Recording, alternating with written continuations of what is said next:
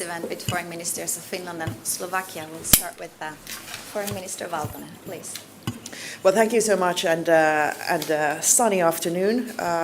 It's so great to have my Slovak colleague Juraj Blanár here today. I think this is exactly the side of Helsinki we want to be showing to our great partners and friends in both the European Union and in NATO, and obviously on the ice hockey rink. So there is great potential in our bilateral relations, and particularly when it comes to trade, when it comes to the green and the digital transition, for instance, but also in ramping up our defense industry to fulfill also the NATO targets, which we will be discussing actually starting from tomorrow in Sweden. We will be traveling after this to the NATO ministerial in Helsingborg. We also discussed Russia's illegal war of aggression in Ukraine, and the Finnish position is very clear. We will continue to support Ukraine and increase pressure on Russia. It is extremely important that this war comes to an end as soon as possible. We have proposed a ceasefire for many months, and that could be a great opportunity for some talks which could lead to both confidence-building measures and then after to a lasting peace deal, which has to be adherent to international law. And we know that unfortunately we also have to prepare for a future in which Russia will still become a threat towards or remain a threat towards Europe, and for that not to materialize, we are ramping up our defense and deterrence across Europe as part of NATO, but of course also preparing for different kinds of say hybrid threats also in the European Union context. But it's great that you are here, dear Juraj, and the floor is yours. Thank you, dear Minister Elina Valtonen, dear Elina.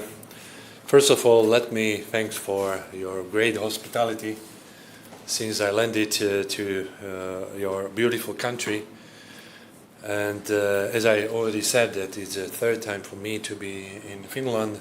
And I believe that it's not last time, because we have to strengthen our bilateral cooperation, because we are so united within the European Union, within the NATO. We are using even the euro.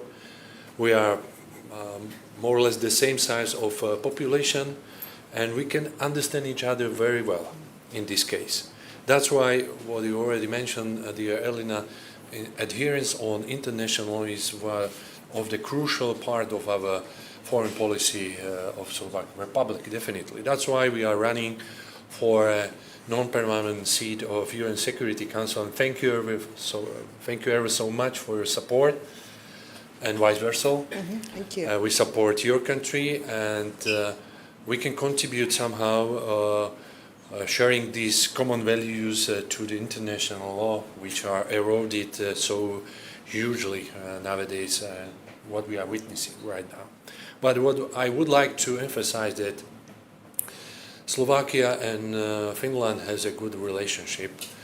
Many investors are in Slovakia already operating, which is a good example that Slovakia is a great environment for businessmen. That's why I appreciate future prepared business delegation of 75 businesses from Finland coming to Slovakia in June, because we see a big room in our cooperation when it comes to green energy, when it comes to forestry, when it comes to engineering, AI, and whatever.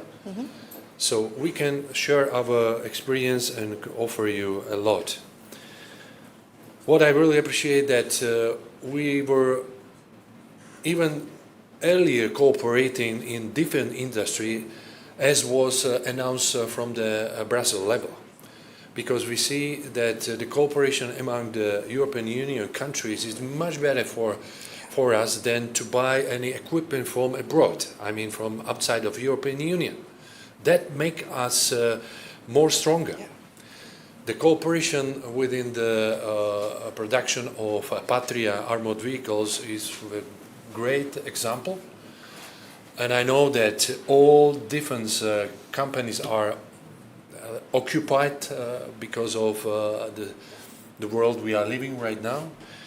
And I think this project will be fulfilled in a great manner, and all 76 armored vehicles will be produced mutually in cooperation with the company in your country and the Slovak company.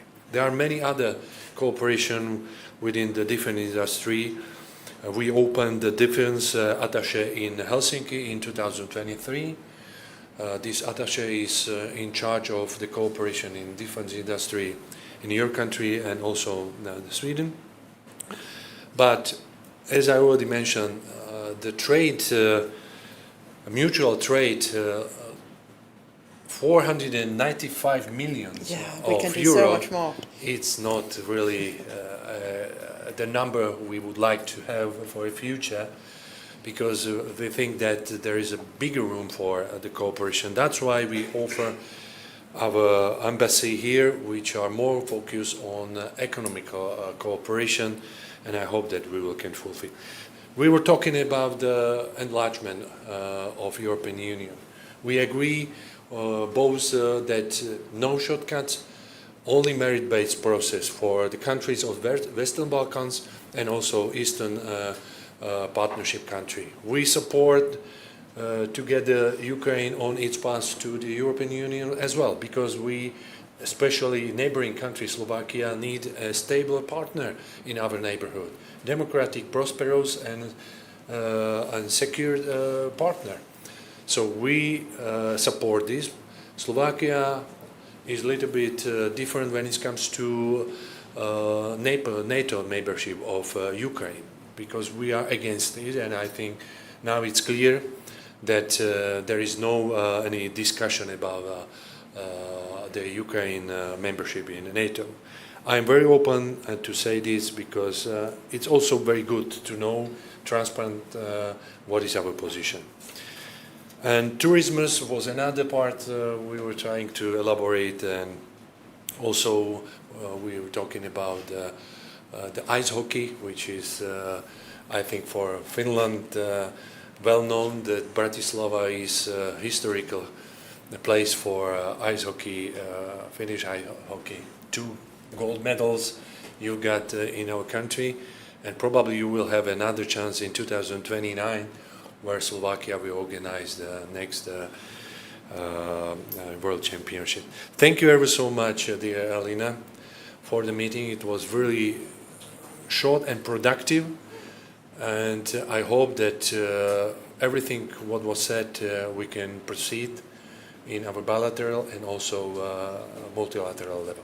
Thank you. Thank you. Thank you. I'm afraid we do not have time for questions today. We are running on a tight schedule. So thank you, ministers, and thank you, everybody, for coming. Thank you so much. Thank you. It's a great job. Thank you. And enjoy the